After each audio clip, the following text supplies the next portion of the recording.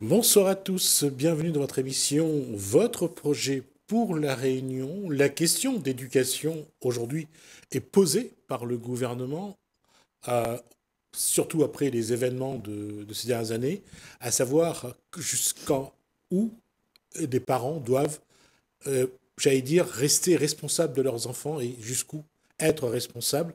C'est pas évident, ça n'est pas évident surtout quand ce sont toujours les mamans qui ont à charge ces responsabilités. Bonsoir mesdames, bonsoir Lila Saki, Bonsoir. bonsoir à Angélique Cadet, vous êtes Bonsoir. maman, vos enfants ont 7 ans et 7 ans. 10 ans. C'est pas encore cet âge-là, mais est-ce que vous recommencez déjà à ressentir déjà, vous portez cette responsabilité-là depuis la naissance, et vous le portez comment, déjà? C'est une question piège, mais vous n'êtes pas obligé de répondre. Avec plaisir, on porte avec plaisir. En tout cas, moi, voilà, cette Ouais. responsabilité m'a fait grandir. Donc, j'ai appris davantage à m'aimer et c'est ce que je dis souvent à ma fille. Ouais. Grâce à elle, j'ai réussi à m'aimer davantage. Angélique? Moi, je le porte fièrement parce que en élevant ma fille, en fait, moi-même, j'ai grandi parce que j'ai eu ma fille très jeune. Donc, voilà, ça m'a donné une raison de vivre un peu. Là, j'allais dire que on n'est pas encore arrivé à ce stade-là. On a déjà une vision de ce qu'on veut. On sera une maman comme ci, on sera un papa comme ça, on fera ci, on sera comme ça sera magnifique. L'image d'Épinal a beaucoup bougé. Mm. Oui. Qu'est-ce que, comment on accepte ce qui arrive finalement? Bébé jeune, Mm. et les responsabilités, on est encore adolescente et il faut devenir adulte, au moins être capable de gérer l'enfant.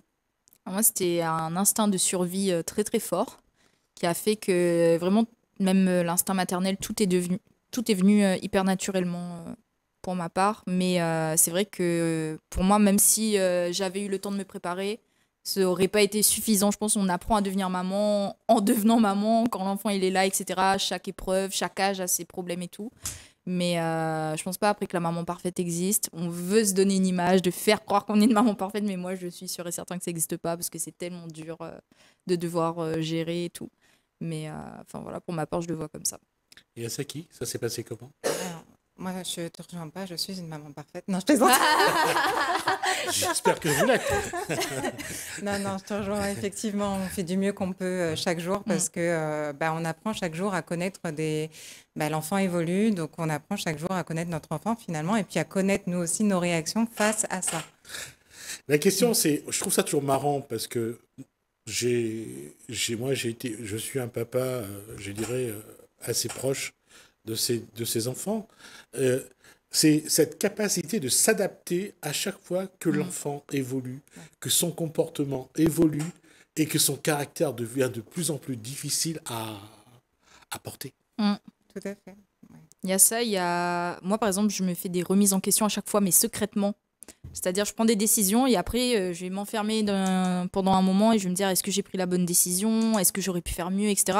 Donc, je suis là en mode, tu prends des décisions, tu fais du mieux que tu peux, mais tout le temps, tu as un doute. Est-ce que j'ai fait la bonne décision? Est-ce que c'était bon? Est-ce que c'était pas assez bon? Et espèce de trucs comme ça, pour moi, personnellement, qui tournent presque tout le temps.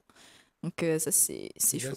Je pense que ça s'adapte à tout parent. En Ouais. fait, moi aussi, j'ai ces réactions-là et de toute façon, on est obligé à un moment donné de tester et après d'améliorer en Mm. fonction de l'événement. Et parfois, malheureusement, ce qu'on prévoit ne se passe pas comme on l'a Mm. pensé, souhaité.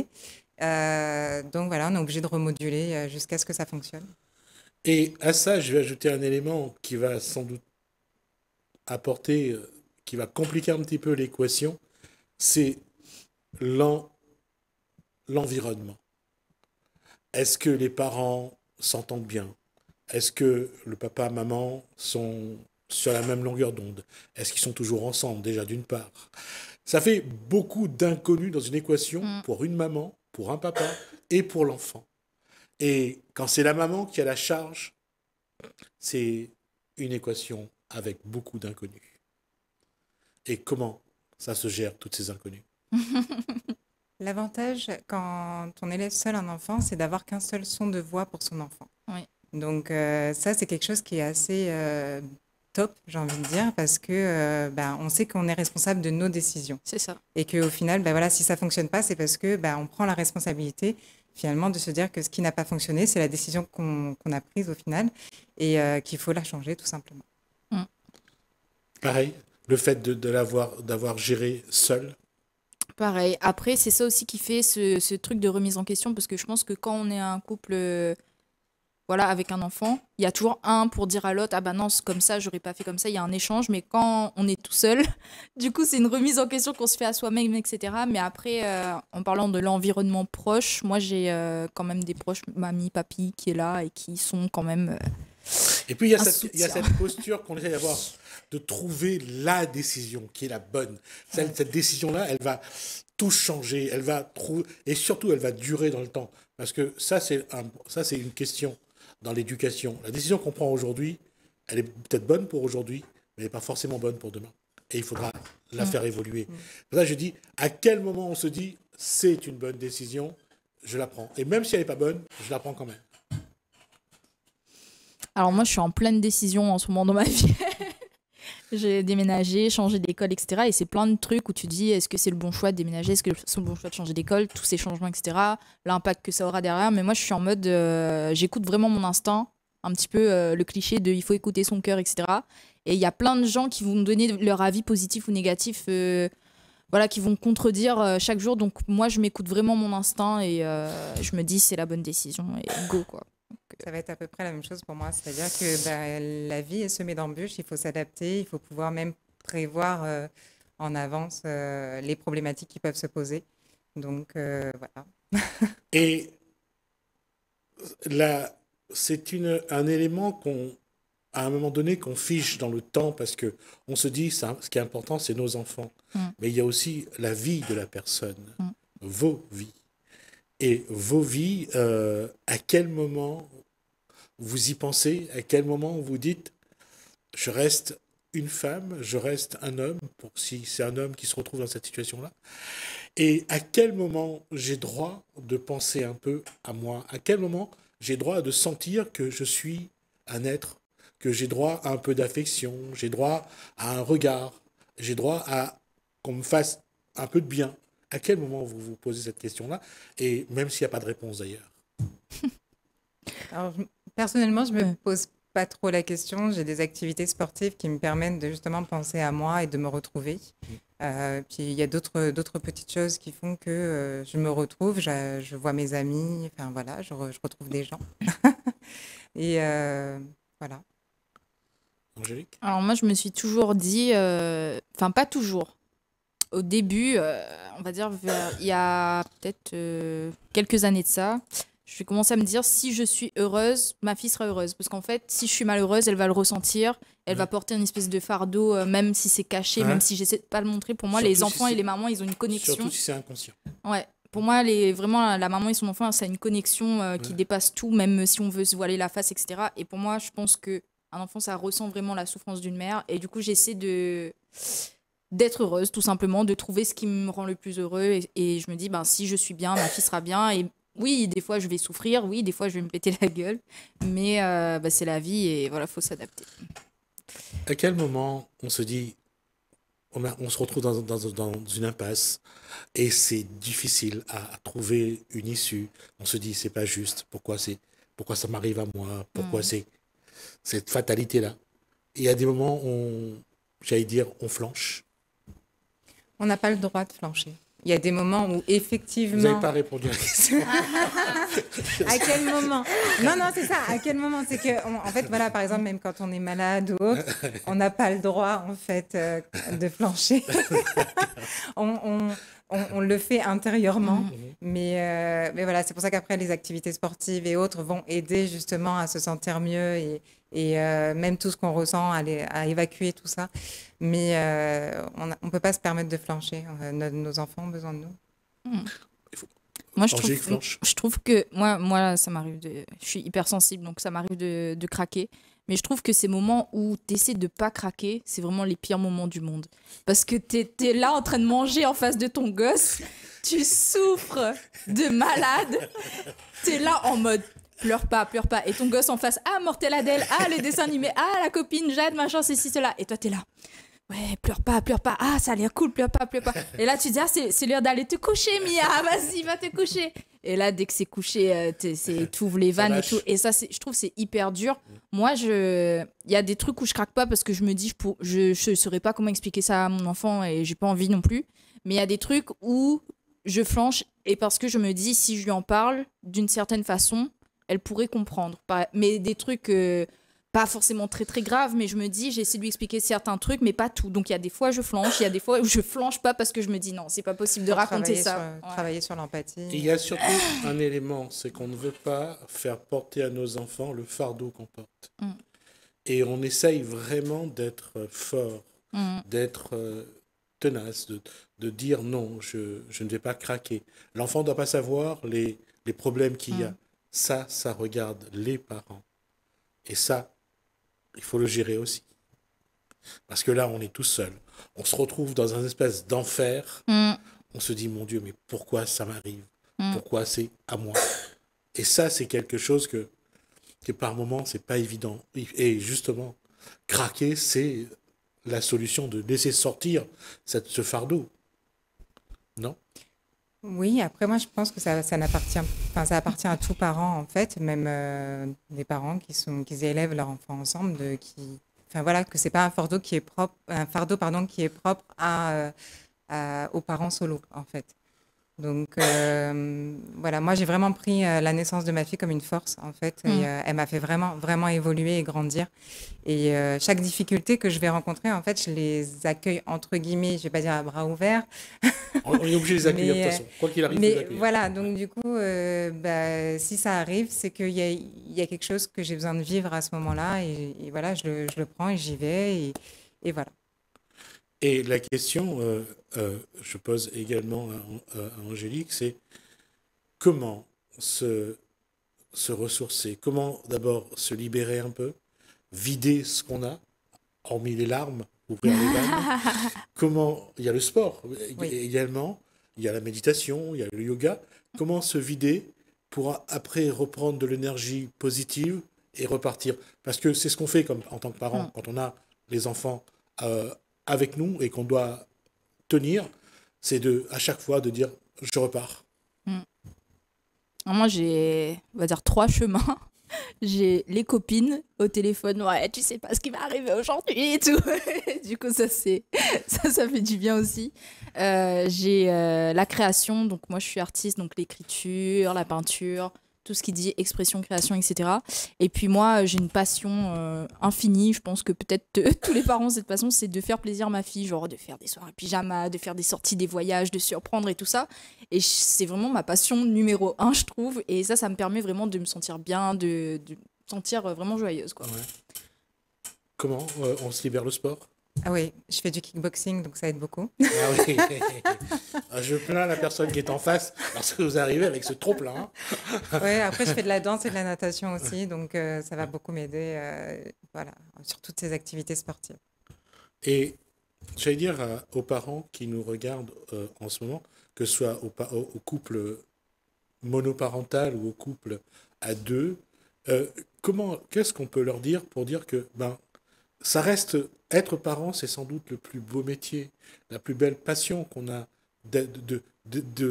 d'accueillir un enfant, de l'avoir déjà pour vous, l'avoir porté 9 mois, ensuite à deux ou tout seul, le faire grandir, c'est quelque chose ça reste, qu'on le veuille ou pas, c'est magique. Mais malgré tout, il y a le côté où cette passion, elle a aussi ses souffrances, elle a aussi ses moments de doute, de douleur. Mais malgré tout, comment tenir, comment repartir à chaque fois? Alors moi, j'arrive pas à être concentrée sur ta question parce que je vois que tu es hyper émue et moi, je suis hyper sensible. Il faut pas pleurer, sinon je pleure en fait. Non, c'est vrai. Je le dis parce que j'ai vécu ça en tant que parent. Et en plus, c'est un paradoxe sur ce plateau. Moi, j'ai élevé mes filles à un moment donné.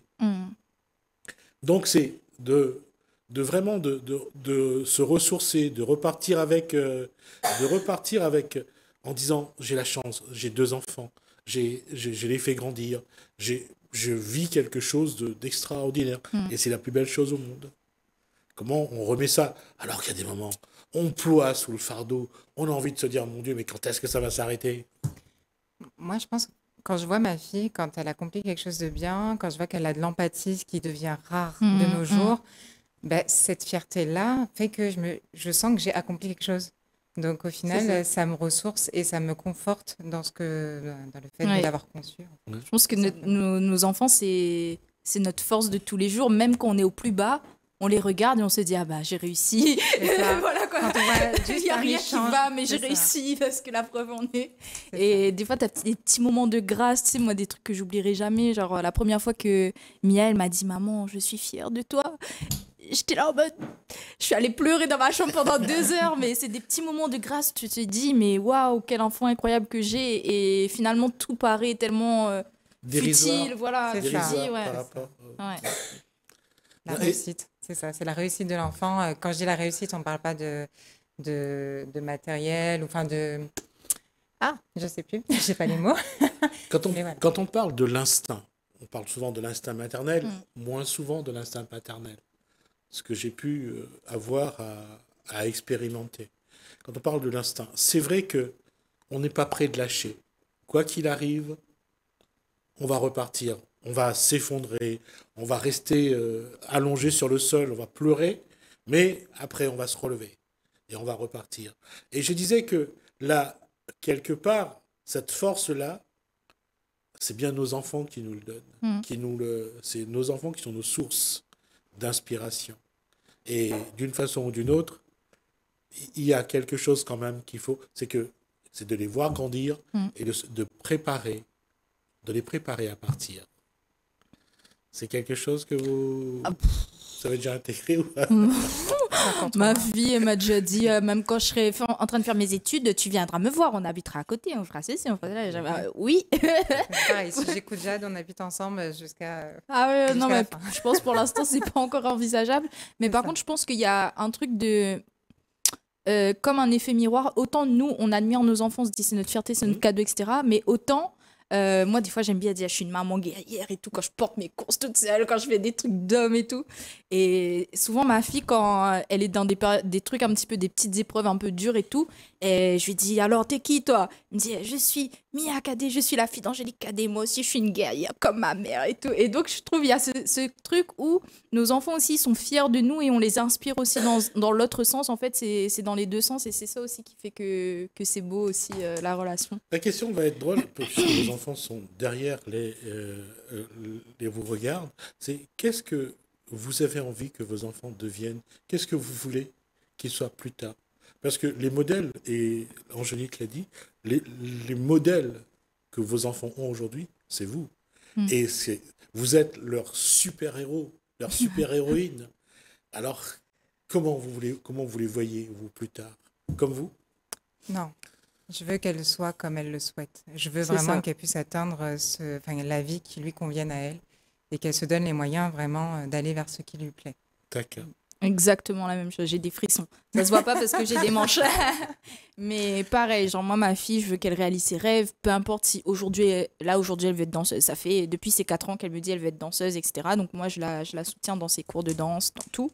Mais si même on fait 20 ans de danse et au bout de 20 ans, du jour au lendemain, elle me dit elle veut être pompier, allez, go, être pompier. Allez, on va faire de tous les... On va faire feu de tout bois. On va faire le feu, on va aller dans toutes les casernes, on va postuler, on va faire tout. Mais je veux dire, moi, je veux vraiment la pousser dans ce qu'elle aime et voilà, dans ses passions, parce que c'est ça qui font qu'ils vont être authentiques, ils vont être épanouis. Et voilà, c'est super important. Je vais vous poser une colle. Quels étaient vos rêves d'enfant? Ah, En termes de métier ou... Vos rêves d'enfant. Là, vous essayez toujours de biaiser. C'est pas très bien. Mais bon, quels étaient vos rêves d'enfant? Quels étaient vos rêves d'enfant? C'était des métiers. En fait, je voulais devenir infirmière en gériatrie, bizarrement. Et j'avais un autre rêve, oui, c'était d'avoir ma maison, mais je la voulais super jeune, je la voulais genre à 19 ans. ok. Ouais. Angélique? Moi, j'ai grandi devant la télé, devant les Disney. Donc moi, mes rêves, c'était voler comme Peter Pan, aller au pays imaginaire, tous les trucs impossibles et imaginables. Mais dernièrement, je suis allée à Disneyland et j'ai rencontré Peter Pan et j'étais contente. Voilà. Et quand vos enfants vous racontent leurs rêves, ça vous fait quoi? Moi, le dernier rêve que Mia m'a raconté, c'est maman, j'ai fait un cauchemar, j'ai vu une peluche qui parle derrière le fauteuil, j'ai trop peur, maman, t'en racontes moi. Ça fait exploser de rire. Alors, il faut savoir que nos filles sont meilleures copines et que du coup, Jade, son rêve, c'est aussi de devenir danseuse. Alors, qui a lancé? Je pense que, je sais pas, les deux font de la danse, donc voilà. Donc, son rêve pour l'instant, c'est de devenir danseuse, professeure de danse. Et c'est vrai qu'elles sont à la garderie, à chaque fois, elles font des chorés ensemble. C'est leur passion numéro 1. Ça se ressent, c'est peut-être pour ça qu'elles sont très proches.